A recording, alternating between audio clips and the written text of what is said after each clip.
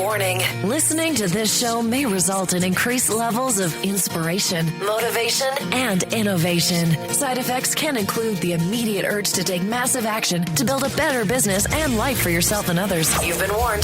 Welcome to Influencers Radio with your host, Jack Mize. And welcome back to another episode of Influencers Radio. Today, my guest is the author of the new book, Strategies for Cats. Change the way you think, receive the abundance you deserve. With this book, if I was pressed to describe it in a sentence, I guess it would be, think about the movie, the book, The Secret meets Garfield. Really is an incredibly easy to read book that can help you to grow your business life and your personal life by changing the way that you think. And it combines really the principles of, if you think about Napoleon Hill's Think and Grow Rich, like I mentioned, Rhonda Byrne's The Secret, and also Joseph Murphy's book, The Power of Your Subconscious Mind. And it's all built around the story of a homeless cat. So with that, I'm thrilled to welcome to the show Bill A. Johnston. Welcome to Influencers Radio, Bill. Jack, thanks for having me here. Well, you know what? Here's what I want to get into, because this is first thing I have to say is that you're a remarkable storyteller with this book, and there really is several layers and opportunities, I think, for the reader to have takeaways, and I want to get into all of those, but I really want to start with Kitty. All right. Now, yeah, sure. Now I've got to say, all right, when I first saw that this was a story based around a cat, I thought, oh, great. A crazy cat person, gushing over their baby, which, a lot of people think. But the Bill Johnston that began the story wasn't necessarily a cat lover or certainly a reluctant cat owner at best. And I have to bring this up because I think this sets the stage, and why I liked it so much. I thought this is going to be good is because, whether you're a cat lover, you hate cats, or just a cat tolerator, I think anyone could agree when you wrote, and I'll quote from the book, "I truly believe if Kitty was big enough, she would eat me." That's right, Jack. She would. There's no doubt about that. She absolutely would eat me. And I think that right there just sets the tone for the type of personality that you're dealing with when you're a cat. But the way that you set this and the tone of the story around this really is remarkable. So let's start with that. Kind of set up what made you build this story with such powerful mindset lessons around the life of a cat, around Kitty. Yeah. Well, thank you for that opportunity. I'll tell you, this book actually, if you study the Think and Grow Rich, one of the things that book talks about is how successful people become successful and how they think their way into what it is that they want. And I watched the movie The Secret with Rhonda Byrne. I think we probably watched it 10 times when it first came out, and it just had a great impact on me. And I started, reading the content from all the other people and guys like Bob Proctor and Jack Canfield, and it was very interesting to me. And while that happened, I had a friend of mine. His name is Dr. Gary Broad, and Gary is he was the voice for many years for Spencer Johnson, the book Who Moved My Cheese. And Gary was the guy that would speak nationally on that book. And Jack, I was calling a basketball game. I was doing PA at a basketball game. And this would be like, "Hey, basket by number 4, Jack Mize." So that's what I was doing. And Gary called me up. He said, "Billy, you could do what I do." And I said, "Great. What do you do?" He said, "Well, I'm a professional speaker, and I've been in the radio business for most of my adult life." And I said, "Well, I could do that. That's easy." And so we talked about writing a book, and so I started to write a book, and I wrote a business book like anybody else would write a business book. The 10 ways to do this, the 7 ways to do that, and all these things. And every time I wrote something, people were kind of defeating me. And so it wasn't until about 3 years ago that I got into this idea of this title, Strategies for Cats. And it actually came from a book that I had already written about my homeless cat that, you're right, we're not exactly in love with each other, but she does run my life, and she's been living with us now for 11 years. And this idea it absolutely came out of my mind. And if you think about all the great inventors and writers and creators that have created things, it starts with the way they think. And so I mean, I wrote this book and then I gave it to my friend Diana Needham, who is a rock star in my world, Diana M. Needham. And she's, of course, a friend of yours. And she read it and she encouraged me. And she's the first person to do that. And so I read it a few months after I gave it to her and I said, well, we got to redo it. So I redid it. And then once that finished, then I got excited about it. And then I met Marie Snyder. And, I'm a believer in one of those things that when you make a decision to do something, God has a way of putting great people in front of you. And it's just like getting to be with you today on this interview. And that is that, who ever thought about that 2 years ago as we came up with this idea. So, and the story just came out. I mean, obviously there's a story about a cat that kept going up our driveway and we kept feeding her, not me, and I didn't want her. But the way that it ended, it was so amazing. It was Christmas Eve at our home. We're listening to the Carpenters medley and the fireplace is going, the Christmas tree is glowing. And there's an ice storm where we live in Greensboro, North Carolina, and looking out the window, the back window, pitch black outside. And there's our cat covered with freezing rain, screaming at the top of her guts saying, let me in.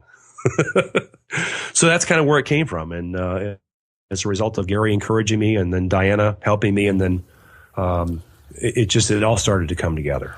And what's really amazing is kind of the way that you weave this story, because, like I said at the top of the show, that kind of almost like The Secret meets Garfield, right? Because you have some really, powerful principles in there, that built around this, and someone that even is reading this to be entertained can't help but take away some of these principles. Even someone that may not have studied a Napoleon Hill that deeply, or right, understands the secret beyond when people talk about, all I have to do is wish something to happen and it'll happen, right? It has a way of being able to teach those principles in a much different way. And like I said, whether it's somebody who loves cats or not, I think can get that. So let's talk about the type of person that I see that could benefit from this. One, I think naturally cat lovers, so they're going to see, great, a book about cats, right? And it goes much deeper than that. But it really is something that people that are interested in personal development, right? The people that are learning to grow, I guess personally, spiritually, business, and life, you really can bring this out of the story that you have here. Let's talk about some of those principles and how, they come together in the book, but how people can apply these, in their life, because it really is about changing the way you think, I guess, if you really boil it down to it, right? That is exactly it. And when I speak, I'm a professional speaker now. And so when I speak, one of the questions I ask is, how many of you in the room have a subconscious mind? And not everybody puts their hand up right away. And then I'll ask the question, I'll say, well, what percentage of your brain is currently being used, your conscious brain being used to be engaged in this conversation? And people will guess 30 or 60%. And then I'll say it's 5% of your brain is being used for your conscious activity, and everything else is subconscious. In fact, before I even talk about some of these principles, I'll tell you that, whether it's a business book or a personal book, that's been a struggle. Because every time I talk to people about this book, they say, well, now, if you want to be in business and you want to be a professional speaker, it has to be a business book. And at the end of the day, it really doesn't read like a business book, but it absolutely is a business book. Because, I worked with a guy a long time ago. His name was Phil Zachary, and Phil works with Intercom Broadcasting. In fact, he's in Boston right now, just a phenomenal broadcaster. And one of the things that he said to me that has always stuck with me is, as managers of businesses, we are paid to think. So if I came to anybody and say, well, how do you think? What process do you go through when you think? Most people don't have a process. And so if you learn the book, this book that you mentioned, Joseph Murphy, The Power of Your Subconscious Mind, that is the book, in my opinion, that helps put the secret in perspective, because now you begin to realize, it is a physical thing. It's something that's happening in my mind. And as a result of that, you can start to begin to realize, man, if businesses are run based on people and people think a certain way, and then they have problems. Well, this book, Strategies for Cats, doesn't solve a problem unless you're a homeless cat. And then it's a perfect book to read. But really what it gets to is, what is the cause of every problem that you have? And the answer is the way I think. So, just the first strategy in the book is listen for the little voice. Well, what is the little voice? And the answer is it's your subconscious mind, and it has a way of answering questions for you. In fact, it's so interesting to me that my friend Leslie Flowers, who essentially the gold standard of editing books, and Leslie constructed the physical copy in a way where there's a paw print throughout the entire book. And it says, I have the answers for all your questions. In other words, your subconscious mind has the answers for all of your questions. So if you think about that, Jack, and you think about, as you've grown up and people ask you questions and you ask them, what do you think I should do next? And that you try to get them to help you mold your career or make business decisions. And at the end of the day, who knows more about you? Who has the most interest in you? And the answer is you. And so your subconscious mind is dedicated to doing two things, keeping you alive and then manifesting what you think about the most into your material life. So this book starts right away with the second strategy. And it says, use your thoughts the right way to get the things you want.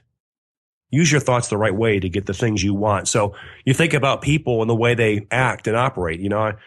It's like, most folks don't know what they really want, but they always know what they don't want. They don't want to be late. They don't want to put on weight. They don't want to lose their job. They don't want to have debt. And what the book teaches you right away is that your subconscious mind does not hear the word don't. It doesn't hear the word don't. So if you're walking around thinking about all the stuff you don't want, then what you're really telling your subconscious mind is, I want to be late. I want to put on weight. I don't want to lose my job. I want debt. So, what you think about is what you bring about. And what this means is you start attracting those negative things into your life. So as the story goes and you read the story about our cat, Kitty, and what a creative name. We had a cat named Kitty and we had a dog named Puppy. I mean, just think about that for a minute. Who names these animals? And so, but she learns right away that her subconscious mind doesn't hear the word don't. So she spends so much time meditating and thinking about, I don't want to be hungry. I don't want to be hungry. And so her subconscious mind can't hear the word don't. And so what does her subconscious mind bring her? Hunger. And so she's always hungry. She's always hungry. And now that she's able to communicate with her subconscious mind, and it's a character in the book we call the voice, by dealing with the voice teaches her to say it the right way. And so now she says, I want food. And all of a sudden there's an abundance of food for Kitty. So asking for things the right way and thinking about them and getting them clear in your mind is something that the book teaches you early on. Well, I think a lot of people, recognize what you said as truth. When people that focus, I guess it comes down to focusing on, the negative, right, versus focusing on the positive. And like I said, this really, the book has several layers and opportunities for people to, have a takeaway. And I think it's almost, I would always be hesitant to tell someone to read this specifically about personal growth or business growth. I think it would just be like, read this and see what happens, and let it unfold, I think is probably the best way to allow this. But I know one of the biggest roadblocks that people have, even if they recognize, yes, I know that is the way I think. I recognize that this is why I have a problem. There's a lot of folks that think, well, you know what? That's just the way I think. It's not really possible for me to change how I think. I can't just flip a switch like that. But you say that you can if you make a effort or a conscious effort, a purposeful effort to think a different way. So how is it possible for someone to just make that decision? I'm going to change how I think. Well, I love the way you said that, a purposeful effort. And really, in fact, I heard a guy speak this morning, and it starts with making a decision. When you make a decision to do something, even if you don't know how it's going to happen, I mean, that's what Dr. Martin Luther King said. He said, you may not see the entire staircase, but take the first step in faith. So if you can agree with me that we can make a decision based on faith, having faith in ourselves, then we're able to it's almost like your subconscious mind will reveal and help you get what it is you want after you make that decision. But the key thought is simply this, is that you have to imprint something onto your subconscious mind. It's not something that you can just say, well, I'm going to do this. I mean, you've gone to the gym in January and you've seen it packed with people who have decided this is the year I'm going to look fantastic. And then you go back to the same gym in March and there are 3 people in there. And what happened was that all those people who filled the gym forgot to change the way they think. In other words, they had this great idea, they're going to do this thing, but they have to convince their subconscious mind that it has to be done. So how can you do that? And one of the things that the book talks about, it's strategy number 20, it's called repetition. Repetition. Jack Canfield talks about this. When he goes to bed at night, he reads a list of things that he wants in his life. And in the morning when he gets up, he reads the same list.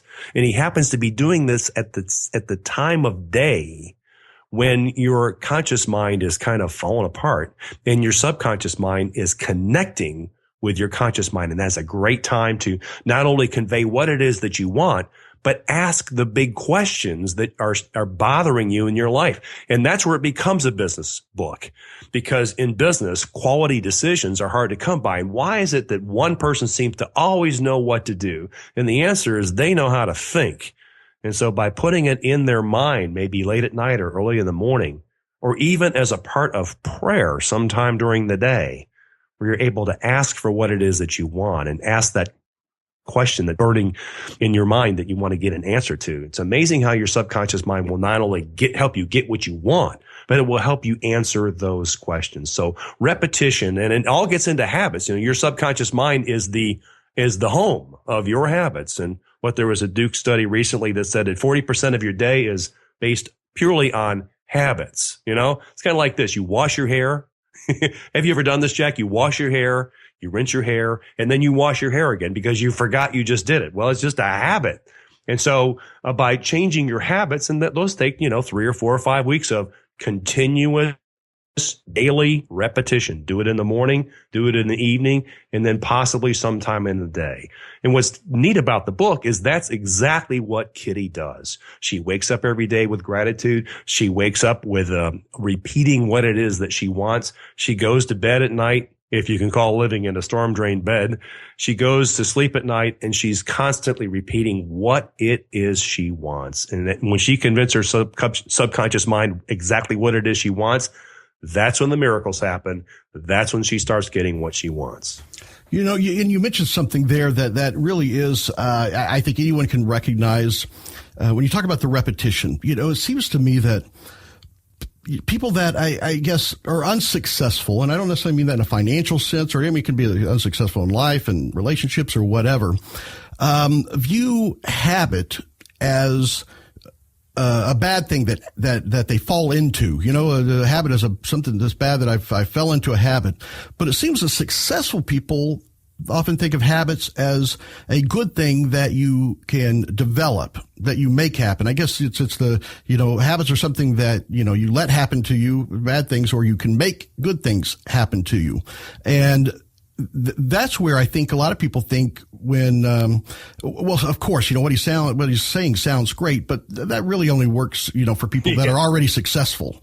Exactly. Well, look at Michael Jordan. Okay. When Michael Jordan played basketball at Carolina, and by the way, I'm in North Carolina. And so when Michael Jordan played basketball at Carolina, he took 500 basketball shots a day, 500 shots. When you read about Tiger Woods and all the things that Tiger Woods did as he was growing up to play golf, it is all based on repetitions. So, but you have to be repeating the right things that are going to take you somewhere, because again, your subconscious mind doesn't know the difference between right or wrong, doesn't know the difference between good and bad. It only knows what you are thinking about the most. So if in your mind you want to be the best radio talk show host in the world, you want to be the best golfer in the world, or you want to be the best owner of the Charlotte Hornets, it starts with repetition and establishing the habits that can really take you somewhere. You mentioned earlier, and I made note of this because I want to circle back around, is you said your subconscious mind is dedicated to two things, right? I believe you said keeping you alive, and then about manifesting what it is that you want into your physical life. Now, the first one, Jack, keeping you alive, that's thousands of things. I mean, that's growing your hair, keeping your heart going, keeping you breathing. And as we walk around in our daily lives, we try to screw that up, either by we're having too much fun or thinking the wrong things. But the other thing is it's dedicated to attracting, and this is where the movie The Secret comes in, attracting into your life what you're thinking about the most. Because if you watch The Secret, that's their big theme of it is thoughts become things. And when you said that when you, that subconscious mind, And you said that that's where miracles can begin to happen. And I think miracle means a lot of things to different people. What does that mean in the context of changing the way you think and really, I guess, doing this in a purposeful way? Describe some of the types of miracles that you have in mind when you're talking about this. Well, a miracle, if we're having a business conversation, a miracle can be an invention. When Henry Ford, for example, struggled, he had a team that struggled with making the V8 engine. He believed in that happening. It was just people around him didn't believe it. But so in other words, if you're using your subconscious mind in a way where it's dedicated to attracting a certain thing in your life, then if you look at all the great inventors, for example, Thomas Edison, these are people that would hide themselves in rooms and get quiet and get sleepy and then meditate and think about that particular question. So if you think about a business that's stuck, not going anywhere, well, somewhere in leadership, there's somebody thinking a certain way. And their business is not going to change. In other words, they're stuck with dealing with circumstances or situations as opposed to let's go for a new paradigm. Let's see if we can create something different. I mean, putting two things together and creating a new idea. There's only 4 ways to grow your business. But, if you take certain aspects of your business and combine them in a way where all of a sudden you have things start to explode and you're not really increasing the expense lines of your business, that's a miracle. I mean, growing profits and not making fundamental changes in terms of the cost lines, that's a miracle. So, it's the book really just kind of begs you to begin to realize you have this incredibly powerful thing that you walk around with all the time. Use it on purpose. Use it, team up with your subconscious mind. I think the Bible talks about, how when 2 agree, something exciting will happen. Well, who are the 2? Is it 2 people, or could it be your conscious and your subconscious mind working together to bring you a life filled with abundance? You bring up an interesting point there. And, one of the things I think is great about this book and this concept is that you really simplify a lot of this, but I want to throw a wrench in here. Because we all know that life... Well, it's time to go, Jack. It's time to go. We all know that life's complicated, right? So let's say someone decides that, I am going to make the decision. I am going to change the way I think. I'm going to, start this repetition, start developing these good habits. But the people around me may not participate. And just like cats aren't necessarily known as team players, right? What do you say to someone that says, I get it. I want to make these changes. I want to change the way I think. I want to change my habits, but my coworkers, my business partner, my spouse, my kids, they're not necessarily on board, and it's not something that, can make them, understand this. How does someone do that with those kind of daily outside influences and, that seem to contradict or even, repel what they're trying to accomplish? Well, first of all, there was a great piece by Steve Harvey the other day, and they were talking about negative people. And so he was interviewing this woman, and he said, so you have family members that drive you crazy and they're always negative. And she said, yes. And he said, are you a good cook? And she said, well, of course I am. And he said, stop cooking good food. So, in other words, one of the strategies in the book is strategy 7. And it's one of my favorites. Is stay away from negative cats. And we actually write there's a character in the book. Her name is Negative Nancy. And when I speak about, the way your mind works, you have between 50 and 60,000 thoughts going through your mind every day.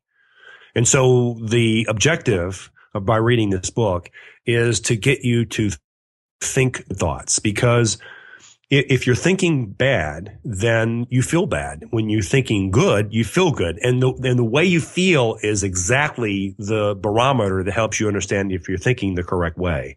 So because of that 50 or 60,000 thoughts a day, then you have an obligation to yourself to be the captain of the ship and just basically manage what it is that you're allowing into your mind. So it's not only bad people around you. It can be bad news. It can be bad music. It can be things that you have always done in the past that really are negative in terms of your mind. Turn them off. I mean, for example, if you think about the political storylines happening in our country right now, you watch the news for a half an hour, it's depressing. Turn it off.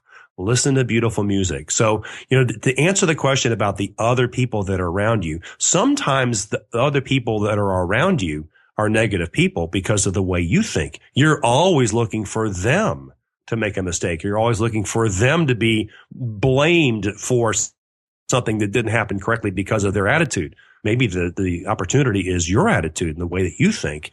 And if you can change the way you think, then maybe others around you will pick up on that. Maybe they will get in line with that.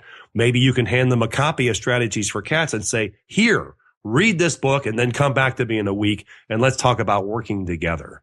So absolutely, people can change the way they think. But if there are negative Nancys out there and they're polluting your life, find new friends, find a new job, do something different besides being around that all the time. Yeah, well, I think one of the strategies that you talk about in there, I think, is probably one of the most powerful ones, and I would say some of the most powerful medicine that people have available to them, but most people don't recognize. And that is forgiveness. Right. Because even though no matter how much you think, you get your mind thinking on a certain way, and I'm going to think the right way. I'm going to do this repetition. Things don't always go as planned. It would be kind of a boring world if they did. Unexciting.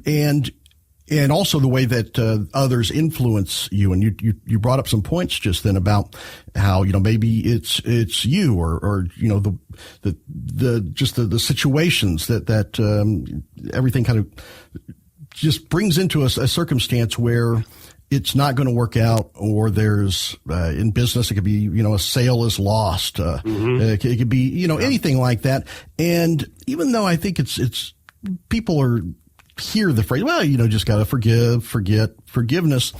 But it really is a incredibly powerful concept of this. Can you go a little bit deeper into forgiveness, and not just how it's, you forget about it, but how it can actually heal and bring about, greater things in your life and your business? Well, the forgiveness portion of this book, which is the last strategy, is, you're right, Jack. It is the most important part of the book. And here's an example of forgiveness. You're driving along the interstate and somebody comes along and drives right up behind you and then gets in front of you. And then all of a sudden you have the opportunity to have anger come into your world, and they may do something that is inappropriate and then they drive away. Well, they may have ruined your entire day. Why not just let it go? Why not just forgive them? And so, yes, I mean, forgiveness. In fact, there's a character in the book, and his name is Big Jim, and Big Jim is the character that almost kills Kitty at the beginning of the book. And Kitty's filled with envy. Her whole life is based on envy, because why is it that cat gets everything and I live in a storm drain? And so, as the book goes along, Jim realizes that, my life is no good anymore because I almost tried to kill this cat and everybody around me saw me try to do it. Now I'm not getting the love that I used to get. And so as Kitty is trying to move into this home with all these people and try to get them to love her and for them to, for her to love them, there's a limitation of how much love you can give. You can only think a good thought or a bad thought at the same time. And if you're walking around carrying around negative energy because you're filled with envy, or you're upset because you're right, you didn't get a deal, you missed out on the opportunity, or you didn't get that promotion, let it go. And you'll be surprised when you let it go, all of a sudden, instead of those bad thoughts you're carrying around, remember those 50 or 60,000 thoughts you have in the course of a business day? Let them go. Let them be filled with good thoughts. And one of the things that the book talks about is helping you discover your feel-good thought. In other words, when you start thinking bad, how can you just stop yourself and change the way you think? And the answer is by having a feel-good thought. And for me, my feel-good thought is my 3-year-old grandson, Weston. And Wes is 7 now, but here's Wes, he's 3. And he reaches down on the ground, he picks up a dandelion. He says, look, Grandpa, here's a flower. And then a butterfly takes off. And Jackie goes, look, a butterfly. Well, when I think about Wes with that flower in his hand and that butterfly flying in the air, all of a sudden I start not thinking about those other things. And forgiveness is just the biggest part of that, because if you can forgive everybody, even if you've been wrong beyond belief, forgive everybody, what happens is you now are starting to think good. And as a result of that, you start attracting good things into your life. And so I totally agree with you. Forgiveness is probably the most important strategy in the book. And the way the book reads and the way the book ends, it just becomes a crescendo where Kitty forgives Big Jim for almost killing her. And when she does that, all of a sudden she is now able to love the people that she wants to live with a whole lot more. And then that bond creates, and then she gets to live with them. And then I get stuck with her for the last 11 years. Well, you know, I'm telling you, Jack, I have never held her in my lap.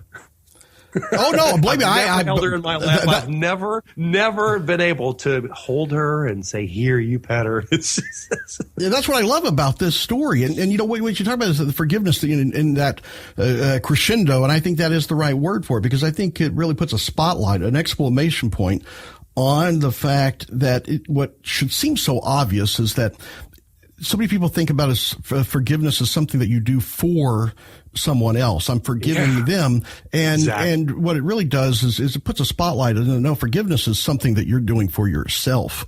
Absolutely. Because if you don't do it, it's an absolute boomerang. It just what goes around comes around. That's called a boomerang. And you're exactly right. So strategies for cats: change the way you think, receive the abundance you deserve. How can people find out more about the book and more about Bill A. Johnston? Well, they can visit our website, which is called strategiesforcats.com, strategiesforcats.com. And that's where you'll see an exciting video featuring me and describing what Strategies for Cats is all about. So if you'll visit that website, you'll be able to do that. Also, if you'd like to purchase a copy of the book, it is available on Amazon and Kindle. And you can just go to Amazon. And when you search for Strategies for Cats, because it's a new release, you'll have to use your quotation marks. So quotation, Strategies for Cats, unquote. And you'll see both of those will come up. And if you're interested in meeting me to talk about speaking, you can go to a website called BillAJohnston.com, BillAJohnston.com, and that's where you'll be able to find information about contacting me. Well, Bill, I have to say, this has been a tremendous information. And like I said, you're a remarkable storyteller, and I want to thank you so much for spending the time here today. And I think this book is going to really change not just minds, but change lives. So I truly do think of you as an influencer. So thank you for being here to share that. Well, Jack, thank you so much. You know, what's exciting for me is to have people that I don't know coming up to me on Facebook or man, I can't wait to read your book or something like that. And that's just so exciting and so thrilling. And it all starts with making a decision. So, yeah, thank you for saying that. Yeah, it is. So, folks, there you have it. Check it out. Strategies for Cats. Change the way you think. Receive the abundance you deserve. Whether you're a cat lover or not, believe me, I think you're going to get a kick out of the fact that Bill's life-changing cat wants nothing to do with him. You're exactly right, Jack. To me, that's just the beautiful contradiction of this all, and I think that's where I get the Garfield image from. So, Until next time on Influencers Radio, remember, you are the only real game changer.